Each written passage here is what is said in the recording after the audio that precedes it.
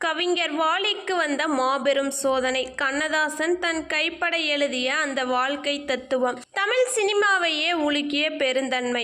வணக்கம் நேயர்களே. தமிழ் திரையுலகில் கவியரசு கண்ணதாசன் அவர்கள் புகழின் உச்சத்தில் சிம்மாசனம் போட்டு அமர்ந்திருந்த காலகட்டத்தில் அவருக்கு போட்டியாக உருவெடுத்தவர் தான் கவிஞர் வாலி. ஆரம்ப காலத்தில் வாலிக்கு பட வாய்ப்புகள் கிடைக்காமல் மிகவும் வறுமையில் வாடினார். ஒரு கட்டத்தில் கண்ணதாசன் இருக்கும் வரை நம்மால் சாதிக்க முடியாது என்று விரக்தியின் விளிம்பிற்கே சென்றார் வாலி.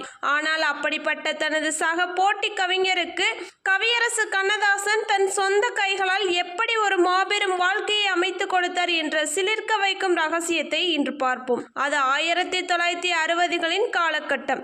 இயக்குனர் ஸ்ரீதர் அவர்கள் சுமைதாங்கி என்ற திரைப்படத்தை இயக்கி கொண்டிருந்தார். அந்த படத்திற்கு பாடல்கள் எழுத முதலில் கண்ணதாசனை தான் அணுகிறார். ஆனால் அப்போது கண்ணதாசன் அவர்கள் சில அரசியல் காரணங்களால் மிகவும் பிஸியாக இருந்ததால் அவரால் வர முற்படவில்லை.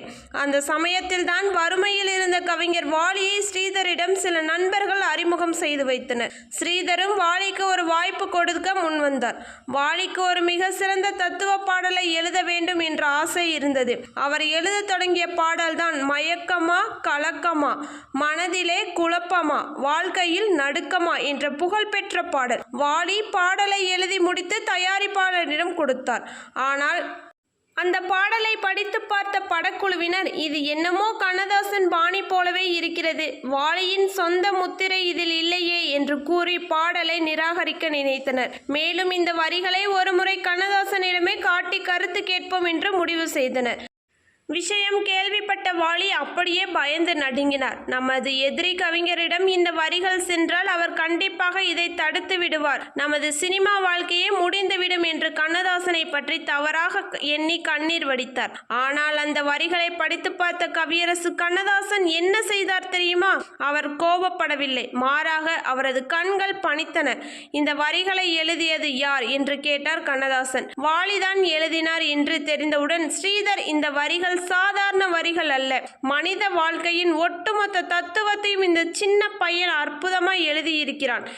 இந்த வரிகளில் சின்ன மாற்றத்தை கூட செய்யாதே, இதே வரிகளை படத்தில் வை, அதை பாட்டு மிக பெரிய ஹிட் அடிக்கும் என்று தன் கைப்பட அந்த பாடலை அங்கீகரித்து எழுதி கொடுத்தார். அது மட்டுமல்லாமல் மறுநாளே வாலியை நேரில் அழைத்து தன் கைகளால் சால்வை அணிவித்து, தம்பி, இனி தமிழ் சினிமாவை ஆளப்போகும் வாலி நீதான் என்று மனதார வாழ்த்தினார். தனக்கு போட்டியாக வந்த ஒரு கவிஞனை தன் வரிகளால் மிதிக்க நினைக்காமல் அவனது திறமையை வாழ்த்தி அரியணையில் ஏற்றிய அந்த மாபெரும் மனிதனின் பெருந்தன்மைதான் கண்ணதாசனை இன்று வரை கவியரசு என்ற இடத்தில் வைத்திருக்கிறது. கண்ணதாசனின் இந்த உன்னதமான குணம் உங்களுக்கு பிடித்திருந்தால் இந்த வீடியோவை லைக் பண்ணுங்க, நமது சேனலை மறக்காம சப்ஸ்கிரைப் பண்ணுங்க. நன்றி, வணக்கம்.